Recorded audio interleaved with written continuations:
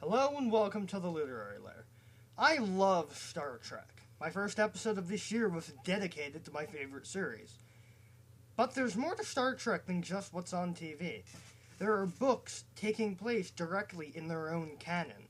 One good example of that is the New Frontier series, which I haven't read, but I've heard really good things about. And then you have the Starfleet Corps of Engineers series. Unfortunately, I only have the one book, and it's not the first book. So before we start, I'm going to explain it by reading the blurb on the back. But since it's a book of short stories, we're going to take a look at the first one today and come back to the rest of it later. Since they're pretty involved stories and we'd be here for hours if I did them all. After the catastrophic events of Wildfire, the Starfleet Corps of Engineers crew of the USS Da Vinci is in disarray. Half of the ship's complement were killed at Galvin 6, and the survivors must put their lives back together. Corsi, accompanied by Stevens, tried to make amends with her long-estranged father. Abramowitz attempts to lose herself in her work, only to be confronted by an old rival and her own emotional fears. P-8 Blue goes home to find her world confronting a crisis that threatens the Nasat's very existence. But it is Captain Gold and Commander Gomez who face the most difficult trials, as they find the road to recovery a difficult one. Each confronts demons from the past and the uncertainty of the future, leading to a bitter confrontation, from which neither may never truly recover. Now that we have that out of the way, it's time to get to the story, titled Home Fires. Number 1, Make It So.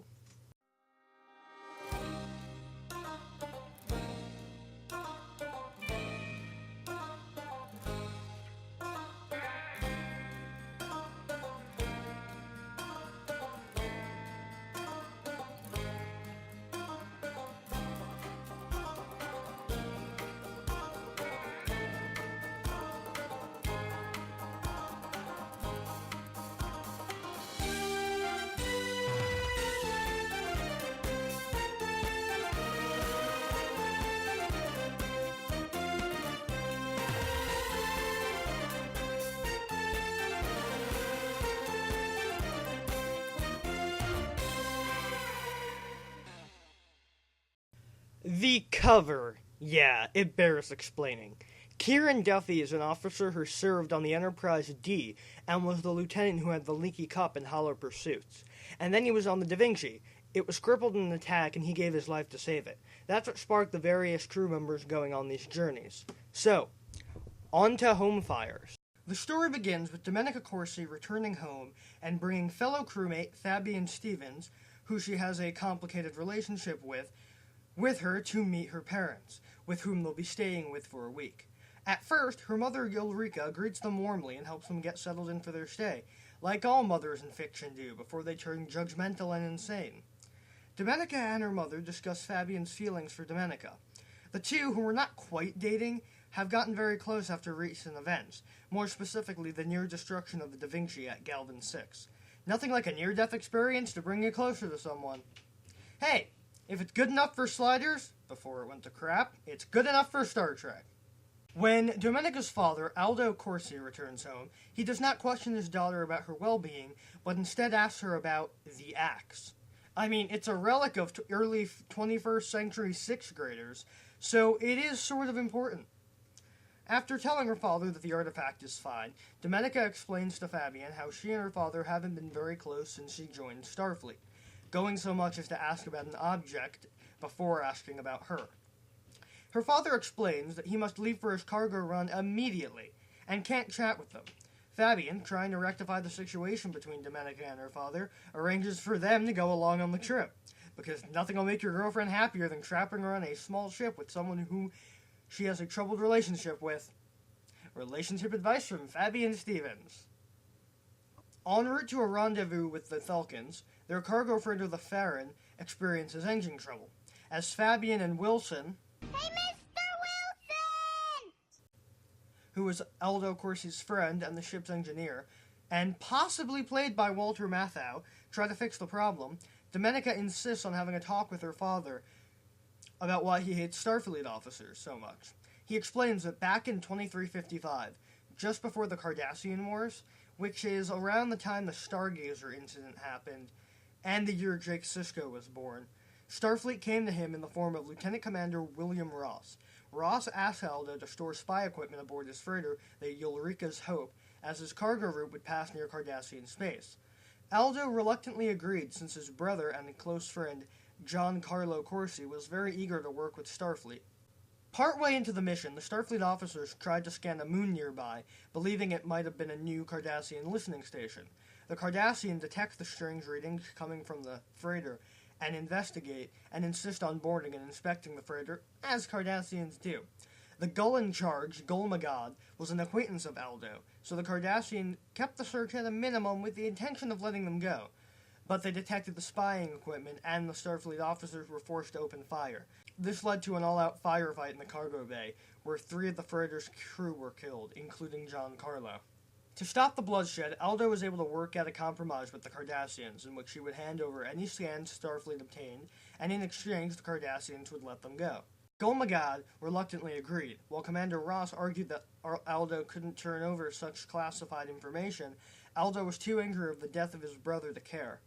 And really, Starfleet owes him. So why has he never told her this up to now? He doesn't say. The closest we get to the explanation is that the subject came up, but Aldo brushed it off, saying that Giancarlo died in an accident. Aboard the Farron, Domenica feels a new sense of closeness to her father, this being the first time he ever truly opened up to her. Fabian enters and explains the warp drive is back online. The freighter then continues toward its rendezvous. Domenica accidentally walks into Fabian's quarters just as he had taken a shower. There, I'll give you something I like about this scene. It shows Starfleet officers using bathrooms. Because where in the entire history of Star Trek do they ever use bathrooms? Never. Except in Voyager, but I'm not counting that. And a shower is close enough for me. Discussing the future, Fabian explains that he's decided to resign from Starfleet because of the experience at Galvin 6, a revelation which shocks Domenica. She explains that everyone had lost people at Galvin 6, and that she had to sleep with a highlighted list of the survivors next to her every night, just so she could tell who was still alive. She tells him that if she can go on, he can go on. There's a bit of a broad assumption, though. Some people deal with tragedy in different ways. And that was Home Fires. Was it good? Yes, for the most part. It was more of a piece with emotional discovery rather than the discovery of strange new worlds. Sometimes Star Trek needs that, especially when it can be done right, like Dayton Ward and Kevin Dillmore showed us is possible. I give this a score of read if you like Star Trek. Star Trek isn't for everyone, but this is certainly a great read. And there's an entire book of it left. And the next one was written by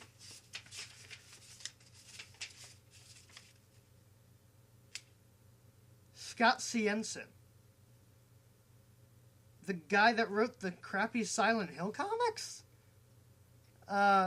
We'll get to that some other time. Next time, something else.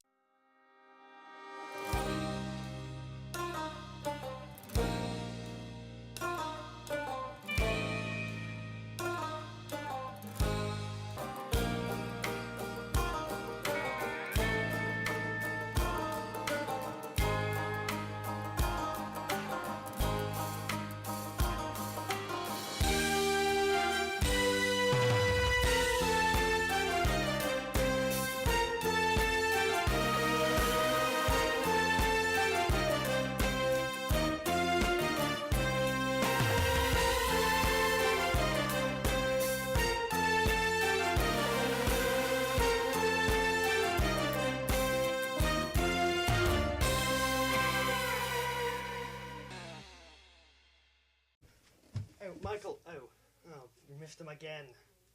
I'll catch him when he gets home.